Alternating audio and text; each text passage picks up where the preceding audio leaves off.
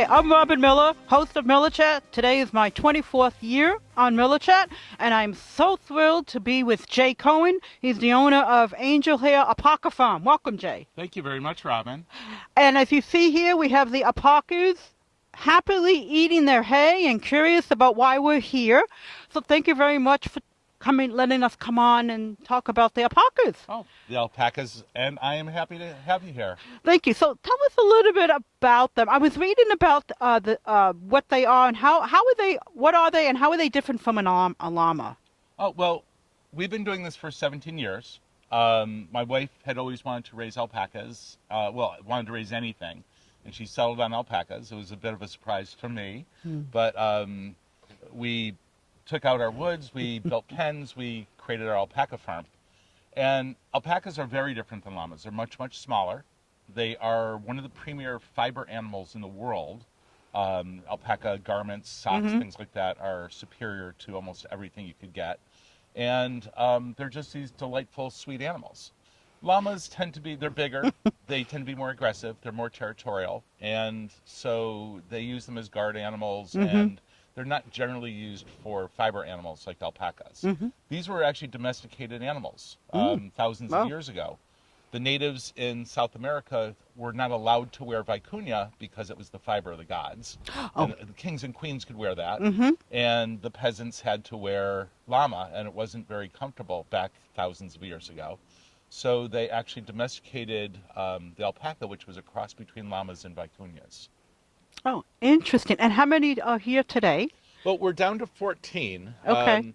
My wife passed away from cancer 4 years ago, and this was we were a breeding farm, and we would breed 3 or 4 babies a year called cria, and we would raise them and either sell them or keep them for our own continuing our herd.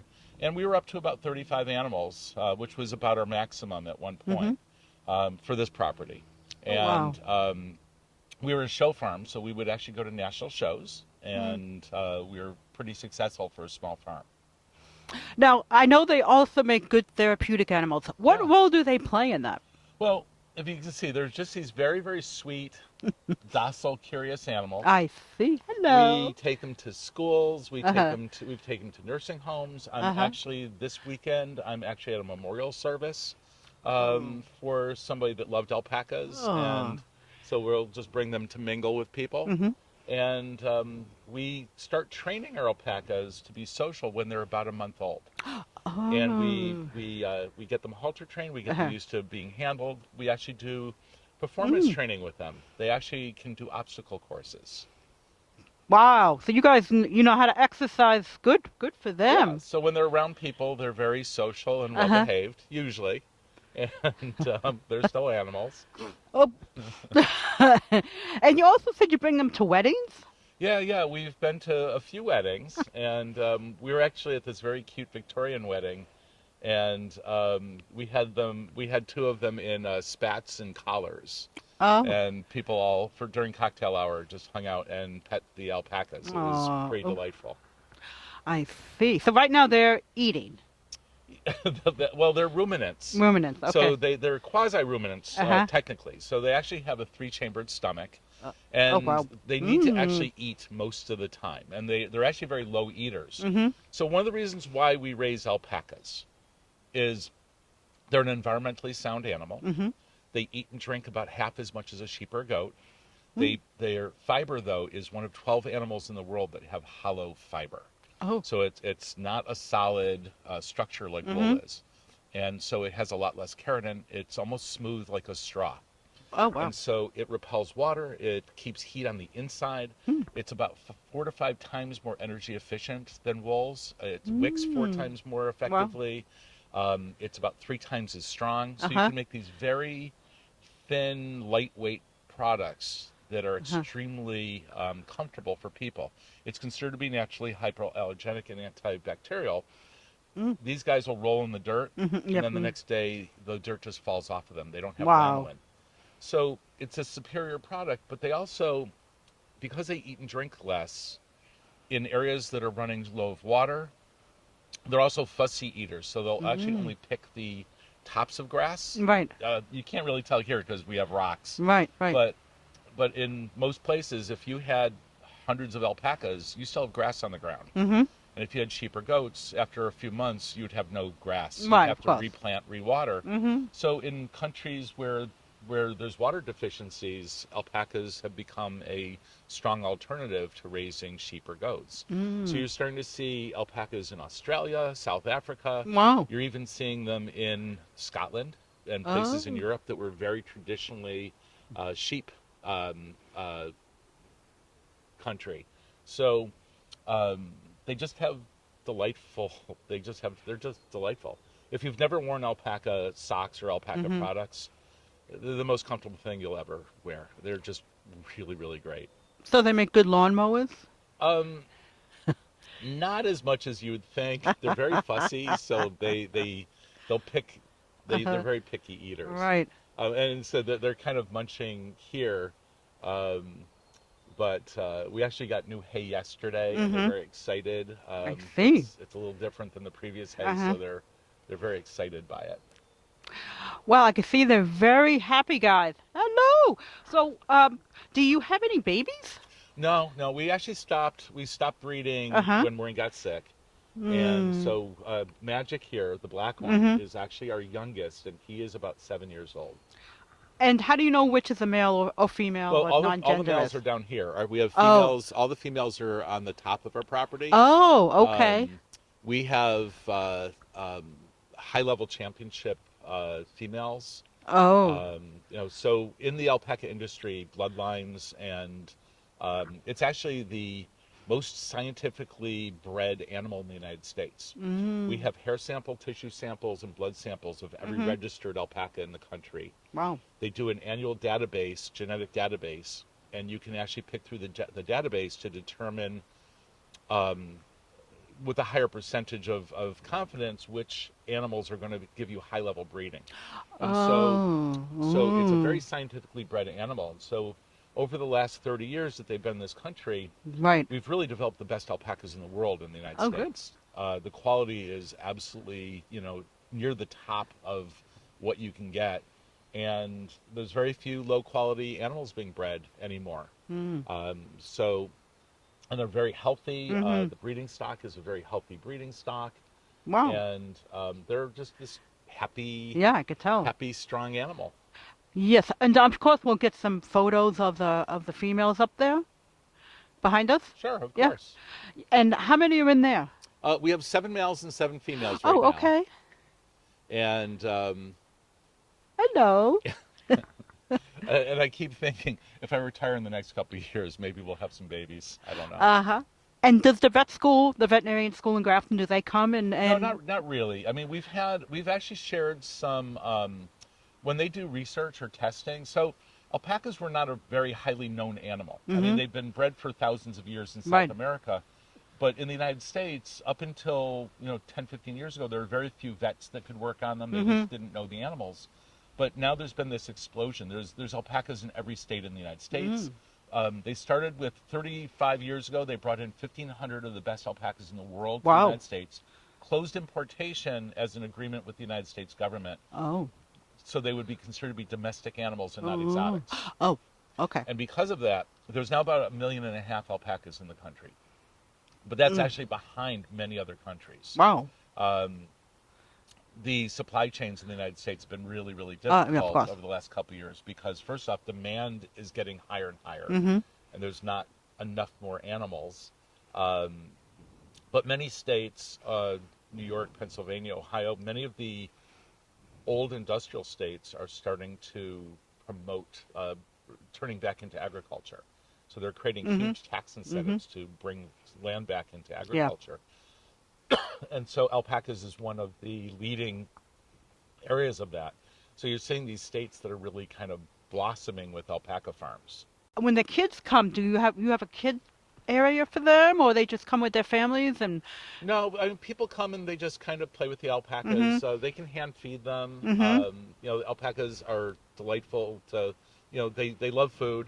So the kids we all just give the kids handfuls of food and they can feed the alpacas all day. And these guys are happy. Yes, eating, I see. as you can tell. Yeah. Hi. And isn't it great? They almost have like this smiling face, this smiley see. disposition. I noticed that over there. They're happily eating and they like people, I could Yeah. see. You were mentioning their teeth. Alpacas actually don't have top teeth. Okay. They use their bottom teeth like scissors to cut grass, Mm-hmm. and then they they're ruminants, so you see them chewing sideways, Right. and they'll grind it to a pulp, and oh, they'll wow. spit it back up a few times and then re-eat it. Mm. And they're highly efficient eaters. They're about 95% efficient in their eating. Mm. I think as humans we have a lot to learn from them.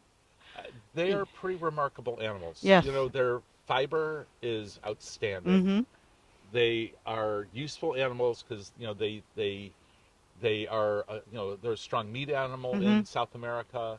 They they're a great fiber animal. Even their waste, we have a very large compost business, Mm-hmm. and Oh, wow. it's amazing for gardening. And it's one of a few animals in the world that you can literally take the compost right out of their bodies and put it into your garden. They have almost no toxicity in their waste. Wow. And do they mind if you pet them, or will No, they? go pet them. Let me see if I can do this. And who? And this is That's Magic. Magic. Hi, Magic. Oh, they're soft. Their fur is so Yeah. soft. Hi, honey. How are you? Wow, they're really soft. Yeah. He's a Wow. fluff bomb. I He doesn't see. have a lot of density. Mm-hmm. His father, Fezzik, is like him. Fezzik was a It's not him? gray- No, Fezzik is actually in that lower pen. Oh, okay. But Hi. he's not. That's Acorn. Okay. Oh, Acorn. And Fezzik is probably hanging out in the barn. Oh, okay. But I can show you what we are breeding for, because we have a couple girls who are in the superior range. Oh, okay. Sure. And yeah, let's go do that. So this is Star of David, Mhm. and she is out of one of our principal herd sires. Hello, And she is a sweetheart. multiple award-winning alpaca with Aw. a superior fiber. Oh. And so some of the things that we breed for, she's almost perfectly proportional head to shoulders with her midline. Mm-hmm. She's got a very strong chest. She's got very strong breeding characteristics, but her fiber is off the charts. So what I'd show you is that throughout her whole body, if you look, she has this beautiful lustrous. Oh. Oops. Up. I want you to hold that. Yeah. I know. It's okay, honey. But she has this beautiful, crimpy, dense, thick fiber. I see. And if you look all the way down, it's just really super bright and shiny. And when I it's see. washed, that's what it'll look like. Mm-hmm. And if you look all throughout her, she is proportional and she is consistent throughout everywhere in her body. Mm-hmm. And so she took many, many blue ribbons. And what we do is we belong to a fiber co-op. So when we shear our animals, we send our fiber down to Fall River, and they make products out of it through our fiber co-op here in Massachusetts. And we also have yarns made from her and several of the other high-level animals. Oh, wow, that is so awesome. So they serve a purpose in bringing love and affection, and they also serve the greater community with creating materials. Yes, Clothes. absolutely. Hi. And is she also a therapeutic animal? Yeah. We bring her and her half-sister Millie to a lot of events. Mm-hmm. It depends on the event. We bring the girls generally if it's a little bit less crowded. Oh, The boys tolerate a lot more kind of intensity or activity. Okay. The girls tend to be a little bit shyer and quieter. Mm. You could just see almost from the photos, the boys are a little bit rambunctious and the girls are kind of reserved. Well, what can I say? And Well, I always joke that having alpacas is kind of like high school. It's, Right. Typical human characteristics you see when you're raising animals too. Mhm. And the boys don't protect themselves that much. They're a little bit crazy at that age. And, Yes. And the alpacas kind of mimic that. And the girls will basically hang out here and go, why are they being so stupid? So.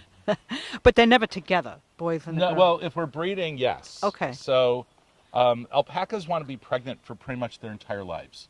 So since we're not breeding, we obviously make sure that they're apart. Mm. An alpaca will stay pregnant from the time they're about 2 years old until they pass away, Oh. at usually in the 20s. Mm-hmm. And they can they'll be pregnant a week or 2 weeks after they give birth. Oh, wow. And that's survival for them. So in Right. the wild, they're eaten, by Yeah. everything Right. that eats, animals. They're a delicious animal that doesn't run fast, doesn't kick hard, and really can't defend itself. So Mm. in the wild, they're the top of the meat chain.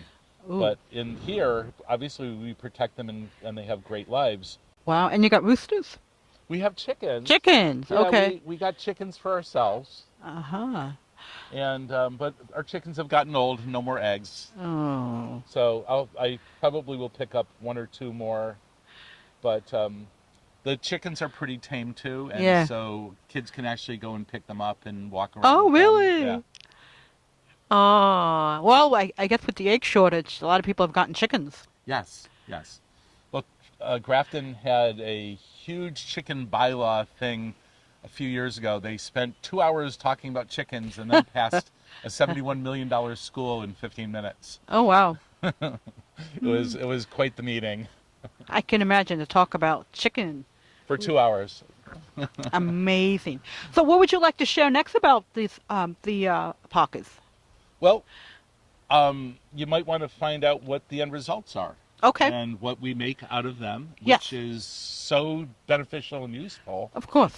I was talking before about some of the products that we make. So these are yarns that we have spun from our animals. Wow. And this one I brought these out as an example because Fezzik is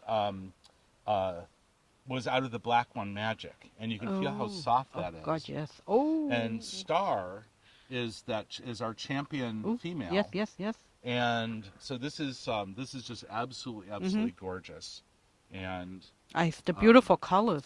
but it's the last 2 years has been very difficult since COVID. The supply chains for alpacas really were driven backwards. Mm. Alpaca is harder to spin because it's so much finer and it's Yeah. a straight fiber, so they have Right. to change all of the looms over Oh. to be able to make the products. So the woolen mills will do all the wool products first, and then they'll change their milling machines Right. over, and then do alpaca at the end of the runs. Oh. But for the last 2 years, they haven't gotten through any of the wool. So Oh. there's been a real scarcity of alpaca products for the last 2 years. Wow. So normally it takes me about 6 months to get yarn spun, and this took me almost 18 months. Oh. So wow. I finally got them a couple weeks ago, and we've been Right. selling them. And we also have artists in the area that make products for us. Oh. So we get them our yarns, Right. which we haven't had for a year, but we've given them our yarns, and they're starting to make handmade products for Wow. us. So we're extremely happy. And we Yeah. make socks and hats Yes. and scarves, and alpacas is perfect for those because of the properties of the alpaca, Mhm. and it's hypoallergenic. So it's just more comfortable. People aren't allergic to it. It's Mhm. not scratchy or itchy. It's 5 times more energy efficient. Mhm. It's just absolutely delightful product to wear. Are they easy to? Do they have to be washed or in the washing No, machine? and so I had this gentleman in Natick that came up to me, and I always thought this was a great Mm-hmm. story. And he's like, "I love your socks. I can wear them all week and not wash them." And his wife is giving him this look, and he's like, "Well, what?" And she goes, "Well, first, don't wear your socks all week. Buy more socks. Second, please don't tell anyone." Mm-hmm. Oh. Of course, a family Of course. secret. So it was kind of hilarious. But if you were traveling through Europe and you were traveling light and you could probably bring 2 pairs of alpaca socks. Mm-hmm. Rinse one, because alpaca doesn't hold dirt. It's a straight fiber. It doesn't Wow. hold dirt. The alpacas will roll in the mud, and then it just falls off of them the next day. And so, because it doesn't hold dirt, the clothes don't really hold dirt. Right. So they really don't have to be washed as much. And, Wow. Save water. Yeah, Cool. it is really pretty cool. And then when is the shearing days coming Our up? shearing day is June 3rd, Okay. and it's right here on our property. Okay. And we'll bring all the alpacas down. We bring a professional shearer in, Oh, wow. and he's amazing. And it's actually the only day of the year that we clean our animals. Oh. So that morning we'll actually brush them and blow dry them Mm-hmm. to get all the residual dirt off them. Right. And that actually keeps the clippers from getting dull. Right. And Right.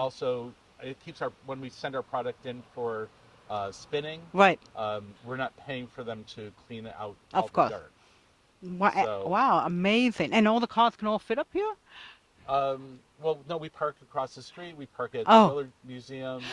Good idea. Yes, and some people choose they'll come to ours and they'll also go to the museum and walk around the museum for the day. Mm-hmm. So it's a very nice day in Grafton. Well, a win-win for everybody. It's a win-win for everybody. If you're interested in coming to see the shearing, come early. Mm-hmm. When we had 35 animals, it was an all-day event. Because we're down to 14, we're usually done by around 11:30. So All right. generally 9 to 11:30, and then it's just tours all day. Wow.